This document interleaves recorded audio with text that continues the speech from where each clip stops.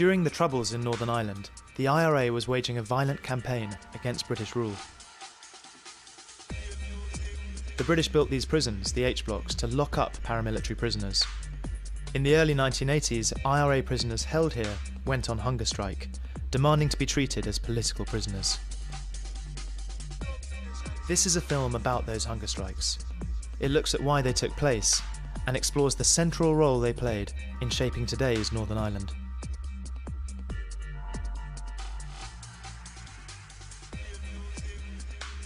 In the mid-1970s, there were hundreds of IRA prisoners in the H-blocks. Many had committed violent acts of terrorism. However, they didn't see themselves as criminals, but as prisoners of war. There was a cause of conflict. We were discriminated against, we suffered high unemployment, we weren't allowed to express our politics, we weren't allowed to express our nationality, our aspirations, the Irish language. Irish football wasn't reported on TV or radio, it was all soccer, with one culture imposed upon us. And when we went out to demonstrate for our civil rights, we were beaten into the ground. Now, we were beaten into the ground for political reasons. And the armed struggle was a reaction to that repression. So the IRA's campaign was always politically related. It wasn't criminal, it wasn't people out to line their own pockets, out to rob banks and become rich. It was the armed struggle was fought by mostly working class people in the cities and poor people in the rural areas. From the early 1970s, IRA prisoners had been granted special category status. This effectively meant they were treated like political prisoners. Rather than wear prison uniforms, the badge of criminality, they wore their own clothes and were allowed to mix freely with each other. But that changed when, on the 1st of March 1976, Merlin Rees, Secretary of State for Northern Ireland in the then Labour government, announced that special category status would be phased out and that Loyalist and Republican prisoners were to be treated as ordinary prisoners. What they aimed to do was portray the conflict here in Ireland as some sort of criminal conspiracy. And to that end, they briefed their diplomats throughout the world to row in behind this strategy, to use terms that would normally be associated with criminality, such as mafia. They described the leaders of our struggle as godfathers. All the terminology began to be focused on Chicago-type killings, mafiosa, racketeering, gangsterism, money laundering. All this terminology came to the fore. The reason for that is simple enough. We can enjoy the support of people because we have integrity, dignity, politics, a strategy and a way forward for people. But people will not support criminals. They will never support criminals in the same way they'll support a political machinery. So if you can criminalise whoever is in resistance to you, then in that sense there, you're well along the road to winning. As part of that strategy, they tried to criminalise prisoners because one of the flaws in their strategy was that they had political prisoners in their prisons. So they decided that from the 1st of March 1976, anyone who was sentenced through the no jury courts would be integrated with all other prisoners and would be treated as a criminal. But the first person to be imprisoned under the new criminal regime resisted. Kieran Nugent on principle refused to wear a prison uniform, and they stripped his own clothes off him and they tried to put the uniform on and he wouldn't keep it on. And he says, you're going to have to keep that on, you're going to have to nail it to my back. And they threw him into a cell, and the only thing that was in the cell was a blanket. And so Kieran wrapped himself in the blanket, and that was the beginning of the blanket protest. Before long, there were hundreds of IRA volunteers on the blanket protest, as newly imprisoned IRA volunteers also refused to wear the prison uniform. 2 years into the protest, in 1978, things deteriorated further, as prisoners began a no-wash protest. The prison administration said, you're not allowed out of your cell to go to the toilet unless you wear a prison uniform. And the prisoners refused to wear a prison uniform. The prisoners sought a compromise that if they just wore a towel around their waist, could they go to the toilet? And each time they did that, they were beaten. So eventually, they poured when their pots were full, because the prison officers wouldn't come around and help them empty their pots and provide implements for emptying their pot. They poured the pots out the door, and they then put their excrement up on the wall because they had nowhere else to put it. And that's how the No Wash protest started. The aim of the protest was to force the British government to grant the prisoners political status. The prisoners drew up a list of 5 demands to this effect. The most important of these was the right to wear their own clothes. In 1979, Margaret Thatcher was elected Prime Minister, and the criminal rhetoric sharpened. The British chose a battleground to defeat the IRA, to demoralise, to undermine the morale of IRA volunteers, and to undermine the morale of a support base, and therefore deal it a death blow as they felt it could do. So it meant that the political ramifications for success or failure for both the British and ourselves were huge, absolutely massive. They beat those prisoners for 4 years. They kept them in solitary confinement. They weren't allowed exercise. They weren't allowed out of their cells. They closed up their windows. They used ammonia. They hosed them down. They forcibly bathed them, forcibly cut their hair with shears. And what went on there was sheer brutality. And it came to a point where the prisoners could take no more, and they decided to go on a hunger strike.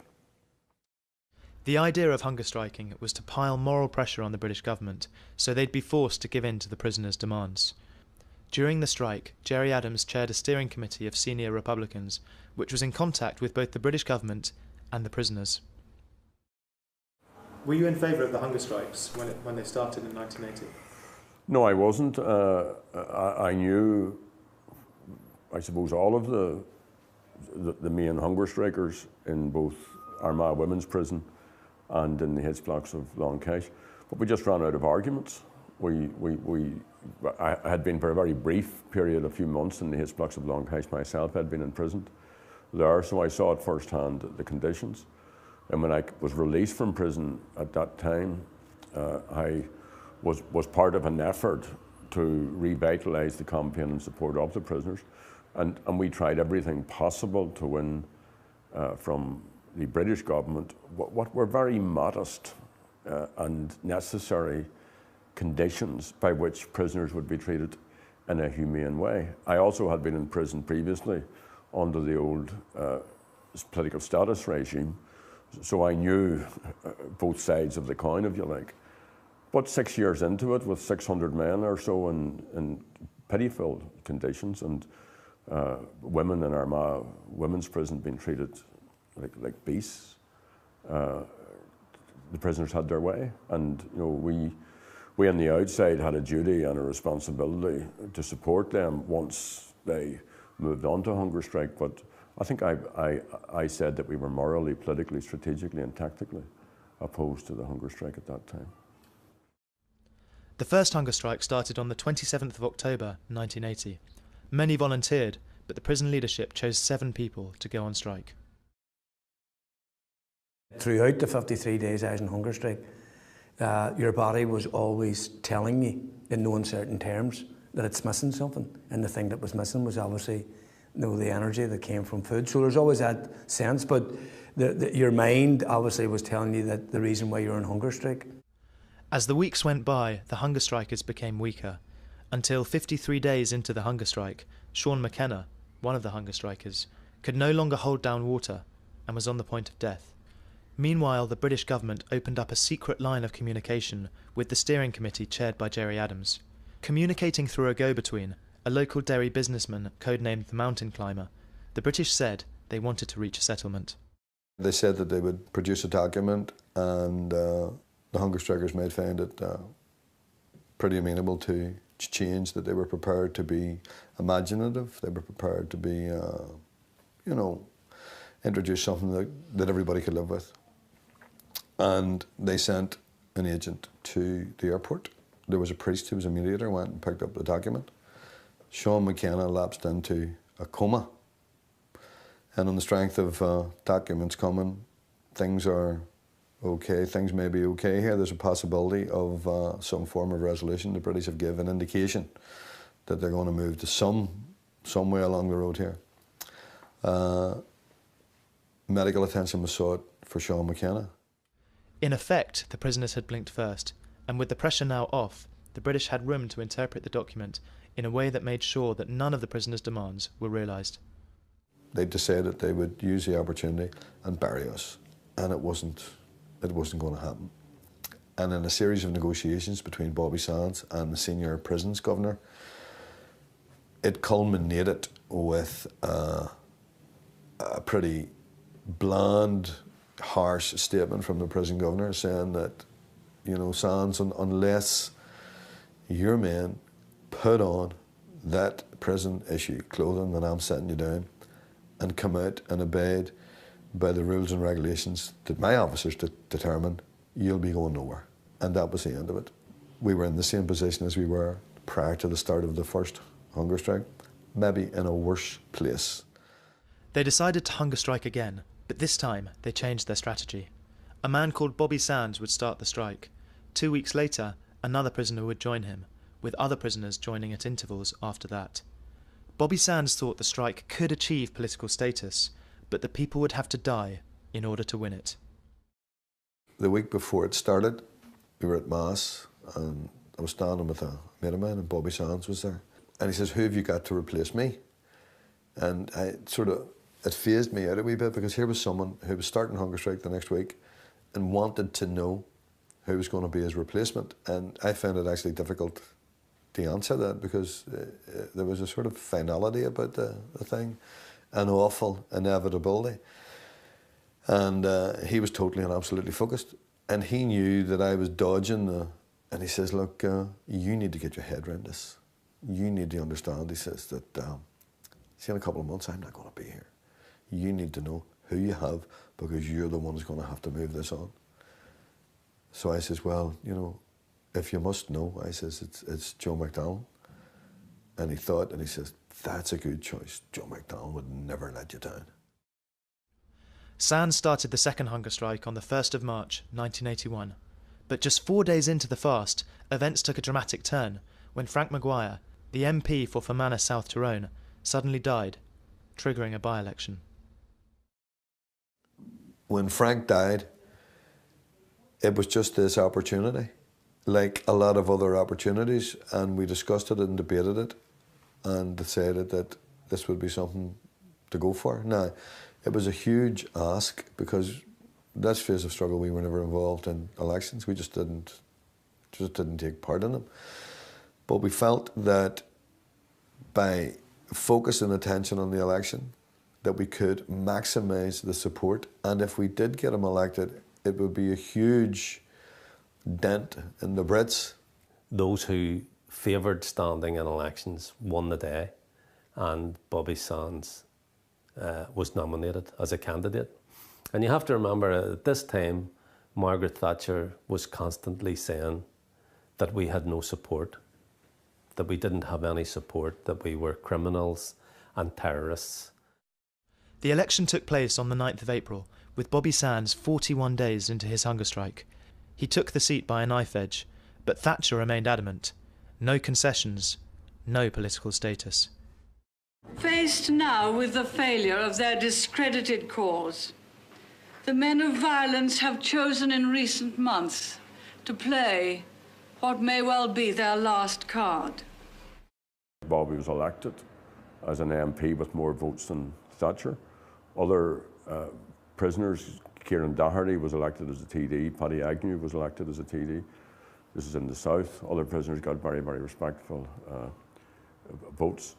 So our job was to try and win, in support of the prisoners, public support for their demands, and move the British government to that position. And the British government always had the out, always had the means of satisfying the demands of the prisoners. But Thatcher, as Bobby said, saw this as an attempt to break the Republican struggle, to turn the prison into a breaker's yard, and the prisoners weren't going to let that happen.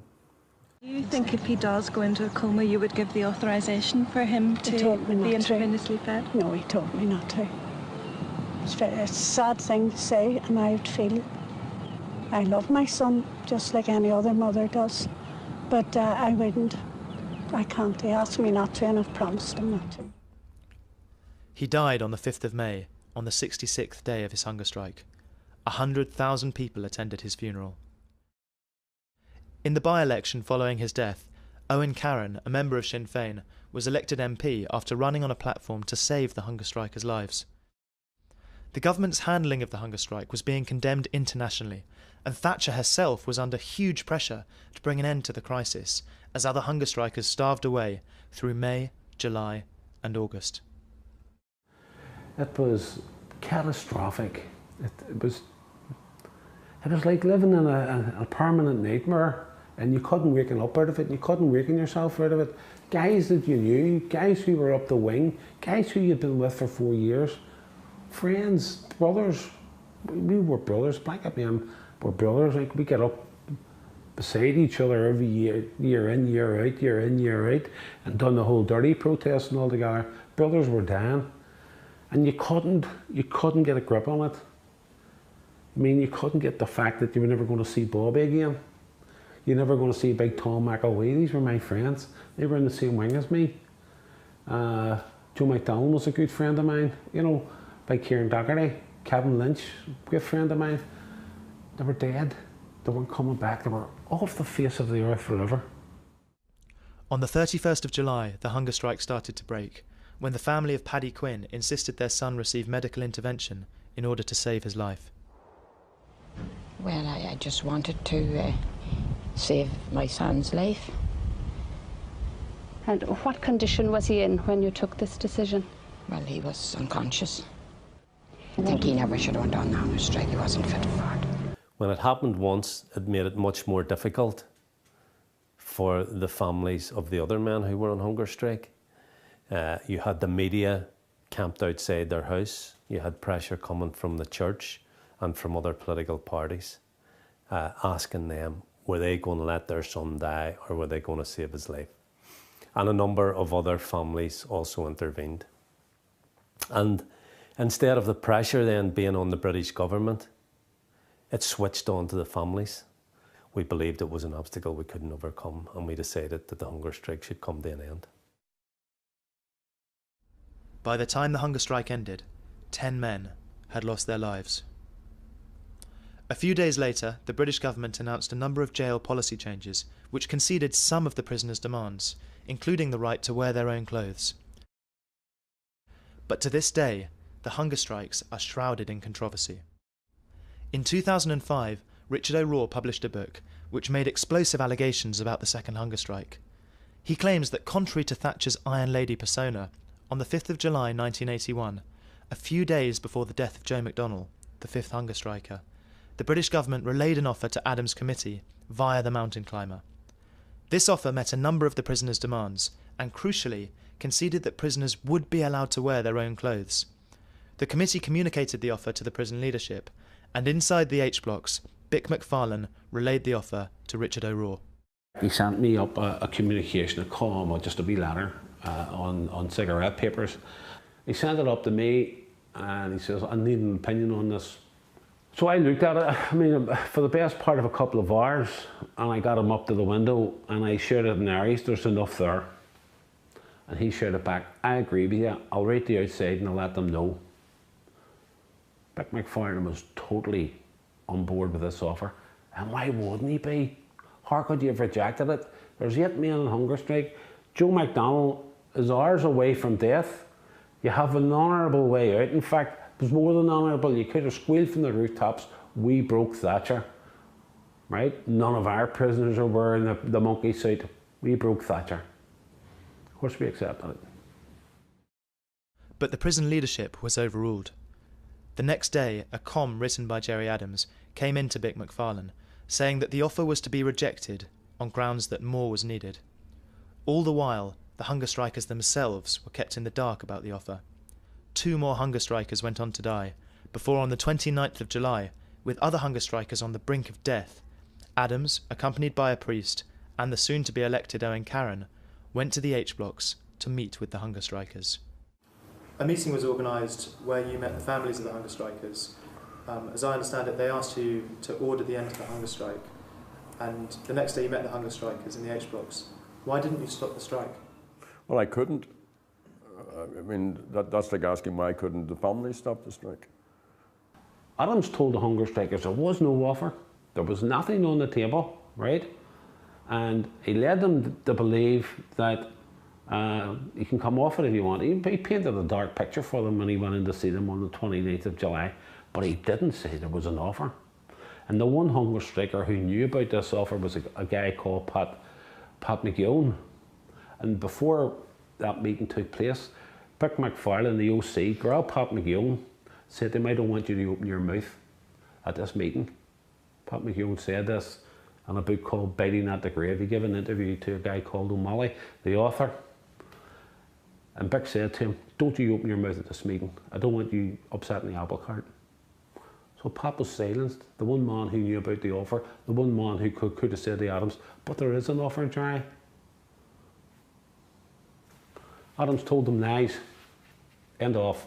Told them lies, told them that there was nothing on that table, when all along there was. And we now have manifest evidence that there was. It's no longer a case of Ricky O'Ross saying there was an offer and Vic McFarlane saying there was no offer. We now have documented evidence.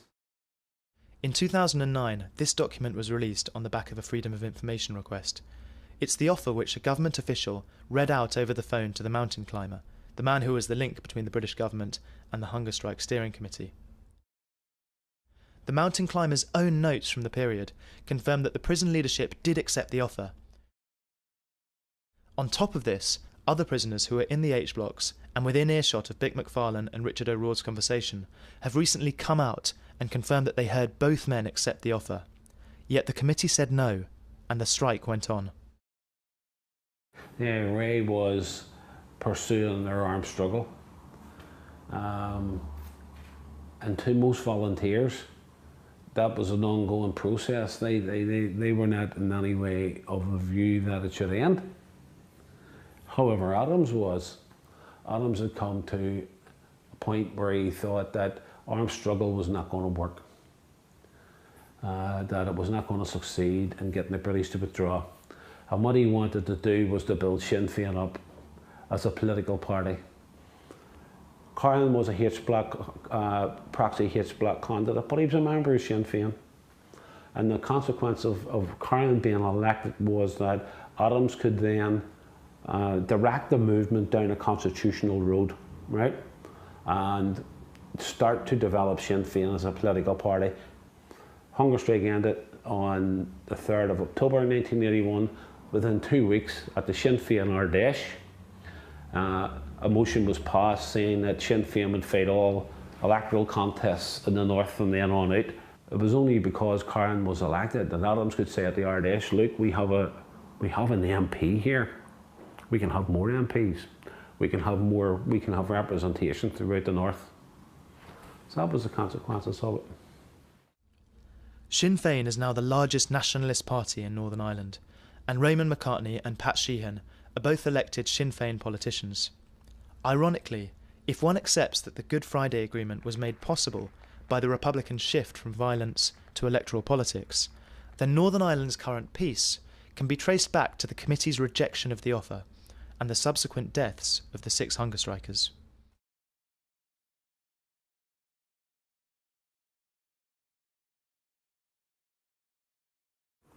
Did you prolong the hunger strike because it was politically beneficial for Sinn Féin? No, and I couldn't have, but not only that, those who say that, are simply just making politics of the issue.